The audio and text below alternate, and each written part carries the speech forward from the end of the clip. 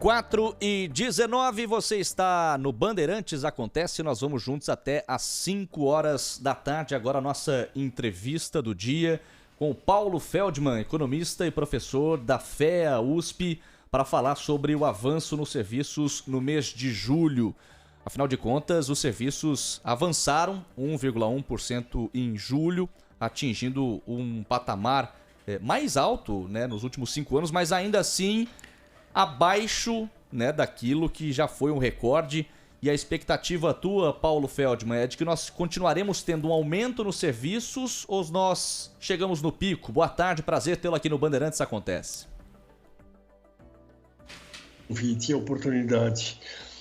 Veja, um mês apenas é muito pouco para a gente tirar conclusões importantes, né?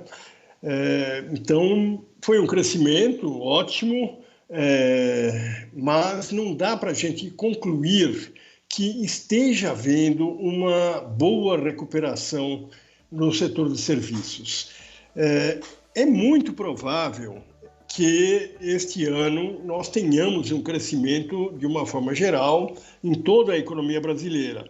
Mas temos que levar em conta que no ano passado, o ano 2020, foi um ano horrível, em que nós caímos no buraco, todo mundo se deu muito mal em 2020.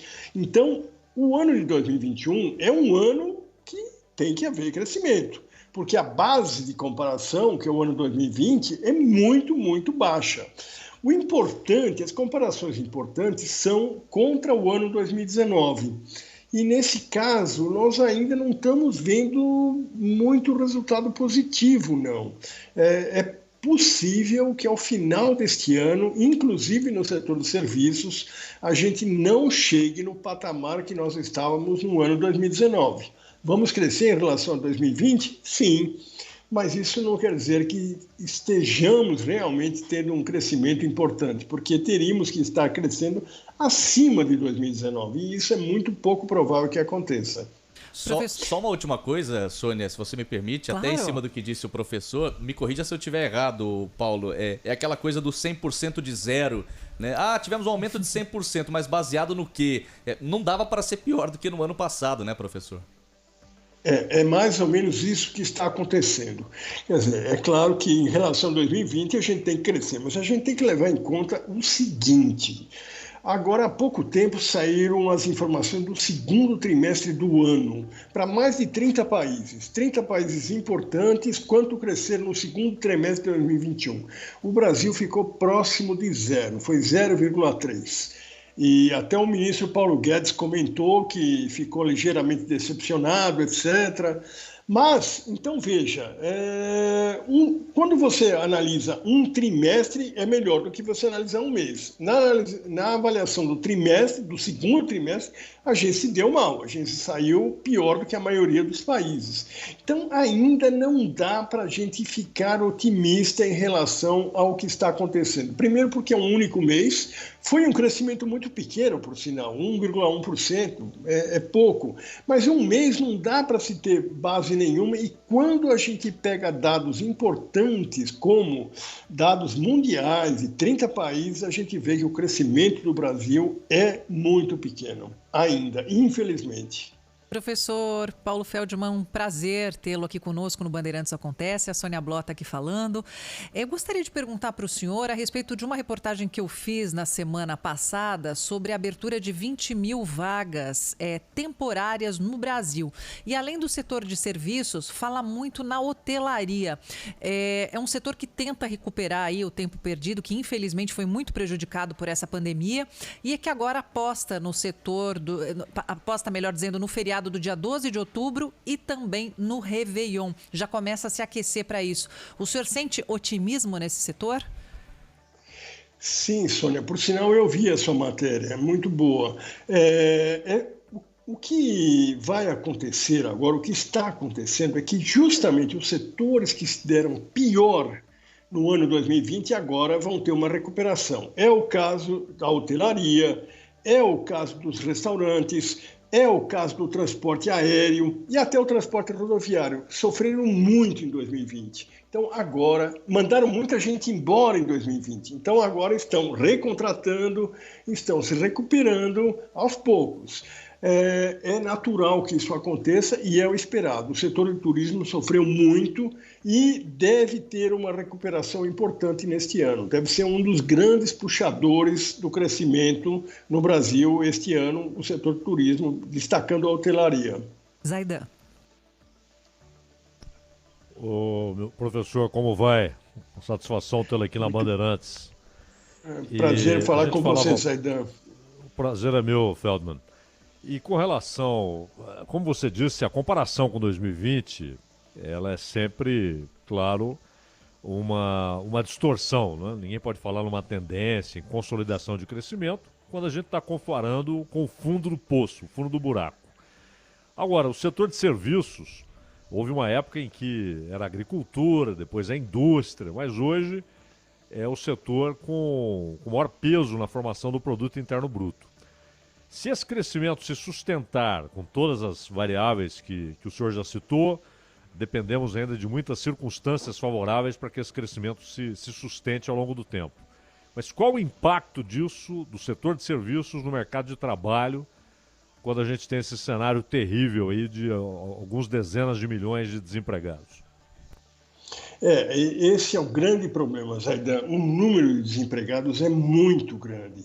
Então, isso torna muito mais difícil a recuperação brasileira. Você sabe, nós temos 15 milhões de desempregados. Esse é o número que se fala o tempo todo, é o número do IBGE. Mas nós temos também mais 6 milhões de desalentados. E temos mais ainda 12 milhões de pessoas que fazem bico, trabalham menos de 20% da semana, dados do IBGE, totalizando 33 milhões de pessoas que não têm trabalho. 1/3 da força de trabalho brasileira, que está parada. Isso significa que não dá para ter um grande crescimento da economia. Eu discordo quando meus colegas fazem projeções maravilhosas a respeito do ano 2021 e do ano 2022. Eu acho que a gente não vai ter essa recuperação toda pelo seguinte: o setor de serviços, como você colocou, ele é muito importante. Ele é quem vai gerar esses empregos que o país necessita, mas ele não consegue gerar todos esses empregos e que nós estamos precisando. Precisaríamos ter uma política importante de geração de empregos no Brasil. Hoje nós não temos. Ninguém ouve falar de política de geração de empregos. Deveria haver alguma facilidade especial para quem contrata, alguma isenção de impostos para quem cria um emprego, alguma facilidade, alguma motivação. A gente não vê isso acontecer, a gente não ouve falar. O setor de serviços é um setor importante, mas a gente tem que levar em conta o seguinte aspecto, Zaidan, que me preocupa muito. É o fato de que os grandes empregadores do setor de serviço estão se automatizando, como bancos, as empresas de comércio eletrônico, de logística, que são os grandes empregadores, estão se automatizando. E isso é um fenômeno mundial. Houve um barateamento enorme no preço de robôs e equipamentos de automação industrial. Então, o que a gente vê lá fora é que as empresas estão partindo para isso, comprando robôs. Nunca vendeu-se tanto robôs quanto este ano. As empresas, em geral, do setor de serviços, principalmente, estão partindo em massa para a automação e não estão gerando empregos. Quem poderia gerar os empregos são as pequenas empresas, porque a pequena empresa não tem condições de fazer os investimentos necessários em robotização e automação. Mas você precisaria ter um apoio, precisaria dar um apoio para a pequena empresa. E a gente não vê isso acontecer, infelizmente, no Brasil. Não temos nenhuma política de apoio nem a geração de empregos e nem a pequena empresa. Então, as coisas na economia têm que ter um apoio, um suporte, um direcionamento. Se a gente deixar para o mercado resolver sozinho, não vai acontecer. E parece que a filosofia atual é essa: deixa que o mercado resolve. O mercado não vai resolver da forma que a gente quer. Tem que haver um direcionamento, e isso está faltando. Eu temo que seja contra a filosofia do ministro Paulo Guedes de direcionar a economia, e por conta disso ele espera que o mercado resolva, mas o mercado não vai resolver se não houver um apoio, um empurrão dado pelo governo, com incentivos, isenções fiscais e políticas especiais de fomento que não existem no Brasil, né? Você vê hoje na Europa, a maioria dos países tem políticas muito claras apoiando a pequena empresa. Por quê? Porque sabe que a pequena empresa é quem tem condições de gerar emprego, nessa situação atual em que a grande empresa só pensa em se automatizar. E nós, no Brasil, não temos nada a respeito, né? Infelizmente. Agora, professor Feldman, o caso dos bancos, aliás, é notório, né? Os bancos, eles estão praticamente pedindo aos clientes que não compareçam às agências, façam tudo à distância. E se forem à agência, façam tudo no caixa eletrônico, né? Diminuíram muito o número de funcionários, o que é lamentável. Agora, setores que precisam de gente, por exemplo, hotel, restaurante, bar, escritórios de advocacia, qual o impacto desses setores dentro do grande setor de serviços na geração de emprego? Não, é claro que eles são importantes também, eles são muito importantes. Agora, você tem que ver, e esses são os setores que vão crescer mais mesmo, os setores ligados justamente ao turismo, à hotelaria, ao entretenimento, esses vão crescer. Agora, você tem, além dos bancos, você tem setores muito importantes que estão eliminando empregos. Veja o caso do varejo. O crescimento do comércio eletrônico é astronômico. No Brasil, inclusive. Quer dizer, as pessoas estão fazendo as suas compras em casa, não estão mais saindo de casa. Esse hábito que foi adquirido na pandemia vai permanecer. As pessoas vão continuar fazendo suas compras dentro de casa. Ou seja, o emprego no varejo não deve crescer. Porque, por conta disso, o comércio eletrônico é uma coisa que deu certo, todo mundo gostou. E ele não gera emprego. E ele é um empregador muito, muito importante no setor de serviços, um dos maiores, sempre foi. O comércio sempre foi o maior empregador dentro do setor de serviços. E agora, aparentemente, vai deixar de ser.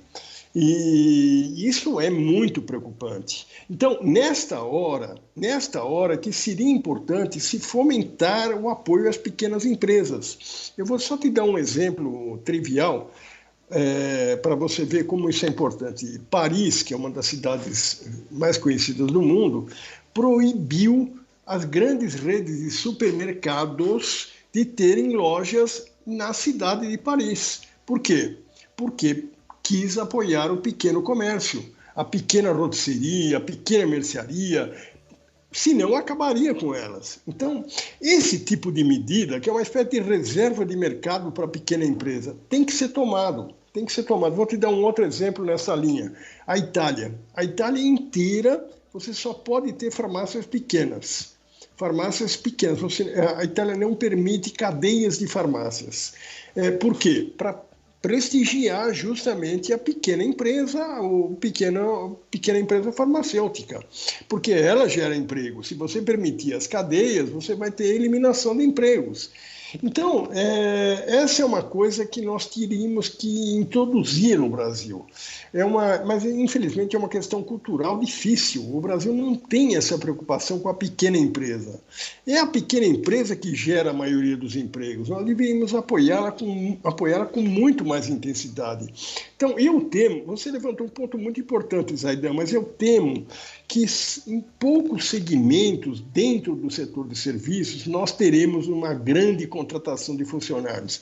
Porque os mais importantes setores ligados a serviços, que são os do comércio, não terão esse crescimento todo por conta do uso intenso de comércio eletrônico.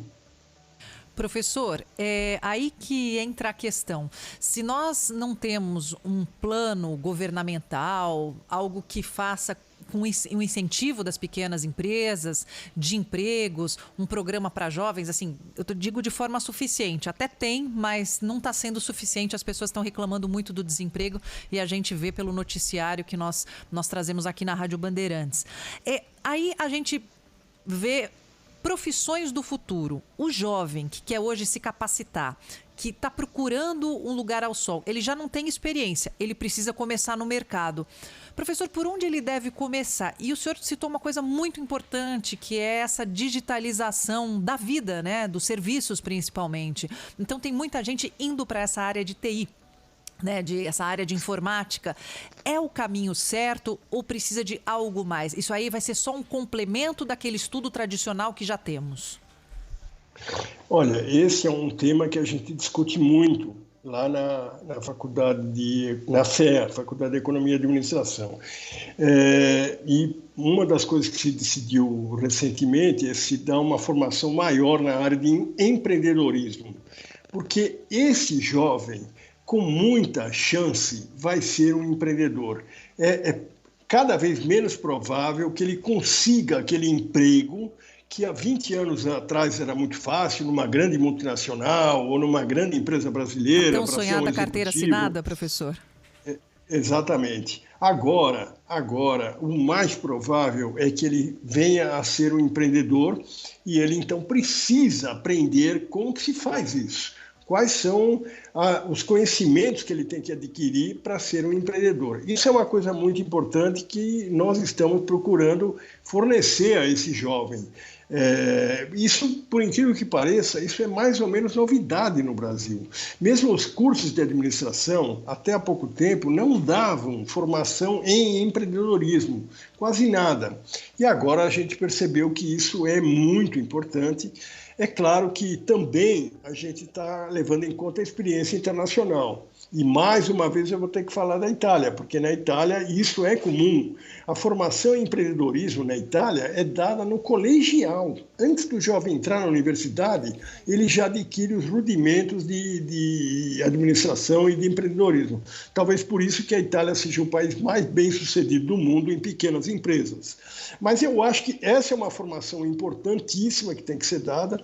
Outra formação importante que o Brasil vai ter que se desenvolver nessa área é a área de comércio exterior. Nós somos um país que participa muito pouco do comércio internacional e isso tem que ser revertido. Nós temos que dar ao jovem um conhecimento maior em comércio exterior, como que se faz para vender para outros países. Isso também é pouco conhecido do nosso jovem ainda. E essa é, sem dúvida, um direcionamento importante. Então, tem uma série de aspectos que estão sendo levados em conta, porque a gente vai ter que agora modificar a formação do jovem, justamente diante disso que você colocou, dessa intensificação do uso da automação. A gente não pode imaginar que todo jovem agora vai se direcionar para trabalhar nas áreas ligadas à tecnologia da informação, robotização, etc., né? Mesmo porque muitos não gostam dessa área e também é uma área que não vai comportar todo mundo.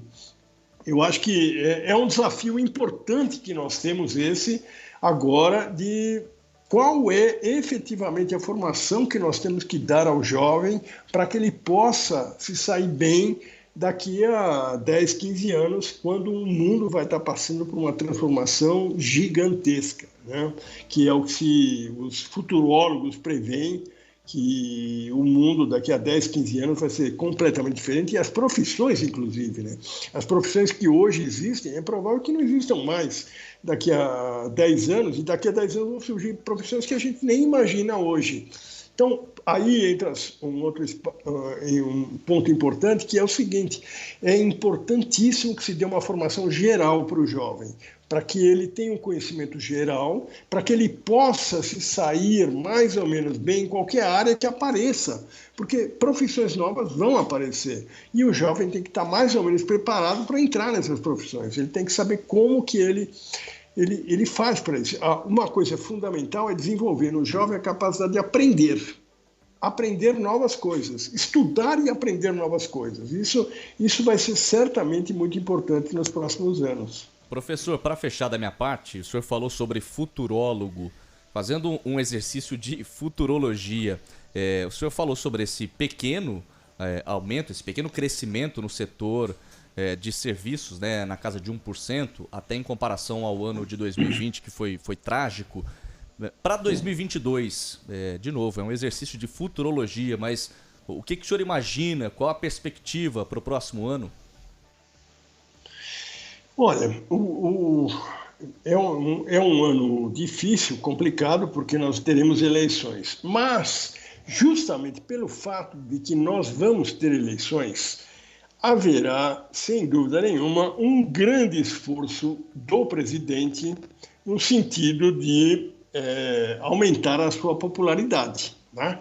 O presidente Bolsonaro, evidentemente, ele é um candidato e ele vai querer aumentar a sua popularidade. O que ele vai fazer que já está sendo trabalhado? Ele vai criar um Bolsa Família turbinado, né, que é o Bolsa Brasil. Eu tenho a impressão de que ele vai dar uma importância muito grande para isso, mas não será o único programa que ele vai desenvolver, porque o Bolsa Família é pouco para quem pretende ganhar a eleição. São cerca de 15 milhões de famílias que são atendidas. Então, outras medidas para estimular o mercado vão ter que acontecer. Eu imagino, inclusive, aquilo que eu comentei há pouco, que por enquanto nós não temos uma política de geração de empregos, mas ela vai ser necessária, ela vai acontecer, inclusive por razões eleitorais, né? O presidente provavelmente vai divulgar, vai soltar uma política de geração de empregos, porque senão fica difícil para ele ganhar a eleição. Então, eu acho que o fato de que nós teremos eleições no ano que vem, e o presidente tem muito interesse em ganhar, evidentemente, isso vai desencadear políticas que atendam a população mais pobre, principalmente, como Bolsa Família, outros incentivos, talvez uma volta do auxílio emergência, política de geração de empregos, etc., para melhorar a situação da população mais pobre hoje no Brasil. É muito provável que isso aconteça. Então, eu acho que o ano 2022, por ser um ano eleitoral, será um ano de crescimento. Normalmente isso acontece no Brasil. Quando você tem eleições, você, em geral, acaba tendo um crescimento maior do que nos outros 3 anos, né, que antecedem a eleição. Então, é provável que no ano 2022 o Brasil tenha um crescimento da ordem, não muito grande, mas um crescimento da ordem de 3,5%, na minha expectativa. Esse o Paulo Feldman, economista e professor da FEA USP, gentilmente nos atendendo aqui no Bandeirantes Acontece. Foi um prazer, professor, e até uma próxima. E eu agradeço a oportunidade que vocês me deram de falar com os ouvintes da Bandeirantes, que são enorme, um dos maiores contingentes do rádio brasileiro, né? Então é uma honra muito grande para mim ter tido essa oportunidade. Agradeço. Muito obrigado. Agradecemos. Obrigado, professor. A honra é toda nossa. Até uma próxima, professor.